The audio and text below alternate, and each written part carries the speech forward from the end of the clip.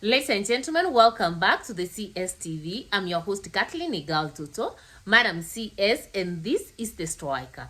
Stay tuned and have it true and chill. The Striker today, we're going to look at actually how Raila Odinga has started denying the agreement that they had with President Ruto at the KICC, and even telling us actually that it is Ruto who went to him and it is not him who went to Ruto. Here is the tip. Sasa watu wengi wanapiga kelele hapa na pale, Raila ameenda kwa Ruto, ametuacha.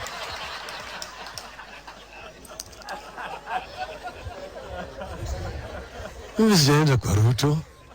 Ruto amekuja kwangu. Mimi nimesema baki msimamo yangu haijabadilika.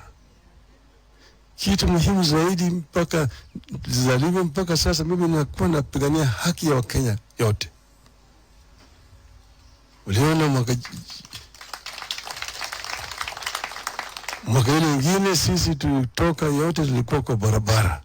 Tukipigania Wakenya kusema gharama ya maisha imepanda. Tukasema fungulieni sava. Tukasema mambo ya ufisadi imezidi. Mambo ya ukabila imezidi. Tunasema haya yote. Mpaka baadaye tukaunda jopo kazi kinaitwa NADCO wakaandika ripoti. Jamaa walikuwa na sheta. Baadaye mwaka jana vijana wakajitokeza. Gen Z wakaingia kwa barabara. Wakapiga chafua sana tena. Wakapiga na hao watu. Wakatuma mapolisi kwenda kupiga watoto na kuua. Watoto wengi waliuawa. Haya yote yakawa pale. Wakaleta jeshi.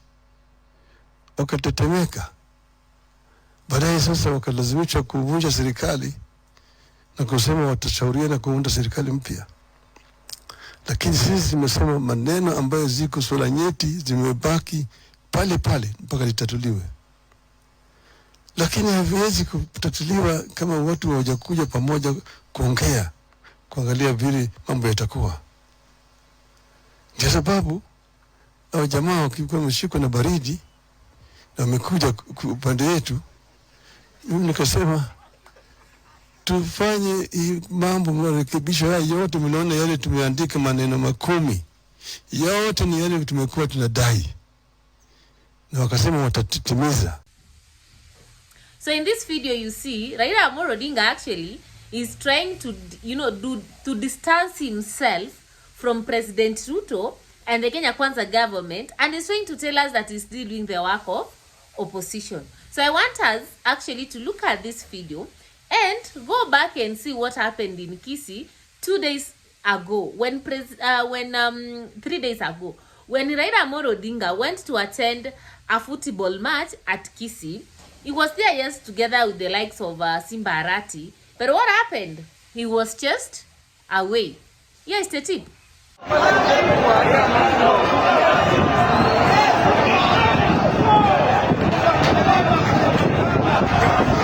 Raila must go.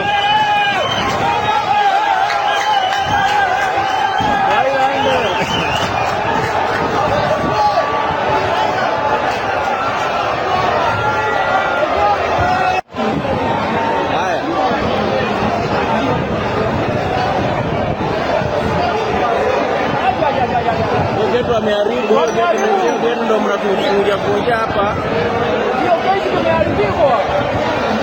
Sasa unajua hapa wataharibu watu kutaka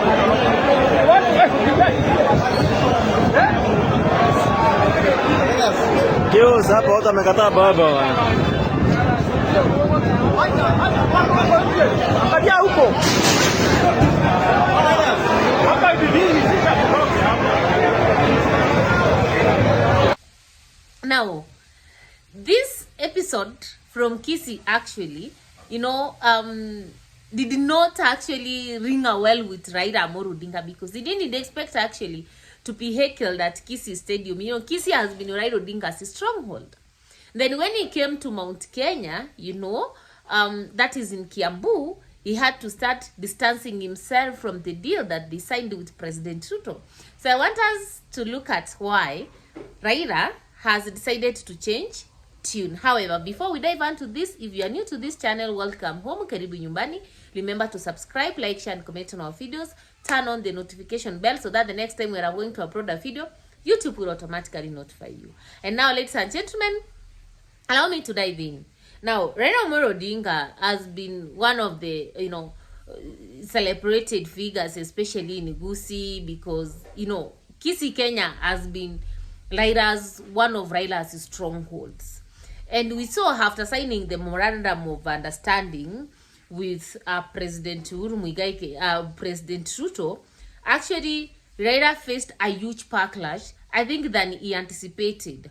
And, it was all over the media. People were saying in all the media platforms, the people that have been supporting Baba actually were saying enough is enough. We have supported him for a long time. You could see people who were very much disappointed by Raila actually formalizing his coalition with UDA. The climax of it was in Kisii Stadium, where Raila Odinga was heckled. And he was heckled in the presence of the likes of Simba Arati, and they did nothing about it.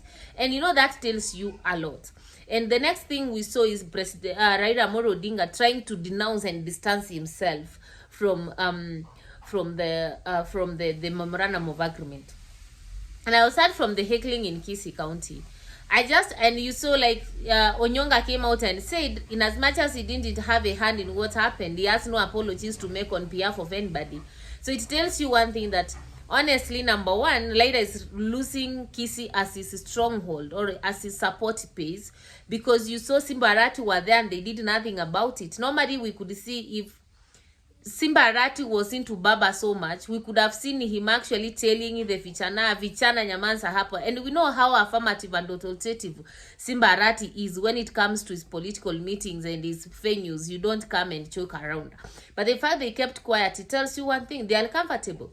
They are comfortable with what happened, with the heckling that happened to Raila Odinga. Because in any case, there's a time Simba Arati even did tell the people that actually it's a time that Kisii region is recognized for its significance. And they did say that they have a lot of votes, and they felt like actually they have not been receiving anything.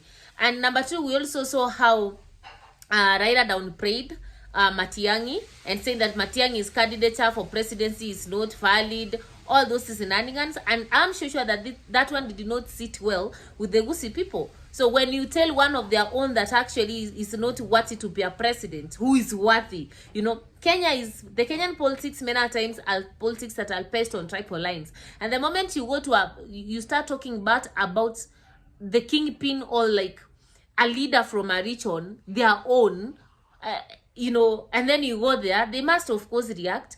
And I also feel like, the likes of Onyonga, these are some of the people who don't support Raila anymore.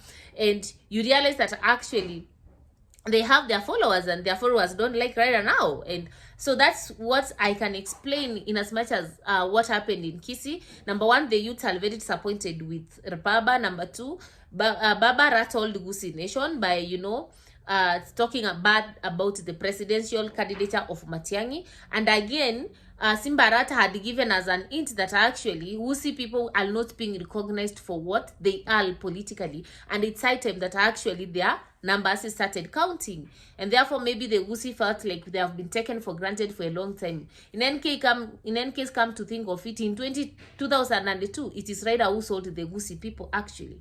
Now, Raila, after moving out of Kisii, the next day he had a meeting, he had a rally at Kiambu, and it seemed to play that actually is not with Ruto, is not supporting the kidnapping, the police brutality, and the shenanigans in the government. From where I stand, I just feel like Raila is trying to, he has realized that he has faced a lot of backlash from the people, and is trying to look for a way to go back and, pretend that he's okay. He has realized that he's losing track and is losing the supporter base. And, if he loses that support base, he has nothing to deliver to President Ruto. You understand? So he's trying actually to play that innocent card so that he can be able, to sustain his relevance, and also sustain his relevance in the Kenya Kwanza government, and also his relevance among the people. Unfortunately, from where I stand, this card is not going to work, because there's no way Raila Amolo Odinga can come and tell us that it is Ruto who went to him. So when Ruto went to him, what did he do? Did he force him to go and sign that deal? Did he force him that come and join the government? No. Raila Amolo Odinga was waiting for an opportunity to be told to come, and he just rushes into the government. He makes the deal, and and he enjoys the political power and the benefits that comes with working with the government. So from where honestly I stand, it is so ironical that Raila is saying that it is Ruto who went to him. The card he wants to play, it's going to eat him up. I don't think that Kenyans are still that silly and crazy that they cannot actually read in between the lines. The truth of the matter is, Baba has lost his support base. He has lost also the trust of Kenyans, and the fact that he has joined the government of the day, he has lost, even those supporters who are like Baba, they are no longer happy with him. Just like Ruto, his popularity is going down, and this is going to affect him, and I think that's what he has foreseen. So these are my comments, and those are my opinions. I don't know what about your opinions. Why do you think Gusii Nation say killed Raila? And number two, why do you think Raila is trying to distance himself from the memorandum of agreement that actually they signed, of understanding that they signed with President Ruto? Let me get your opinion in the comment section below. And yes, kindly remember to subscribe, like, share, and comment on our videos. It is road to 3,000 subscribers. Yeah, we can do this. Bye-bye.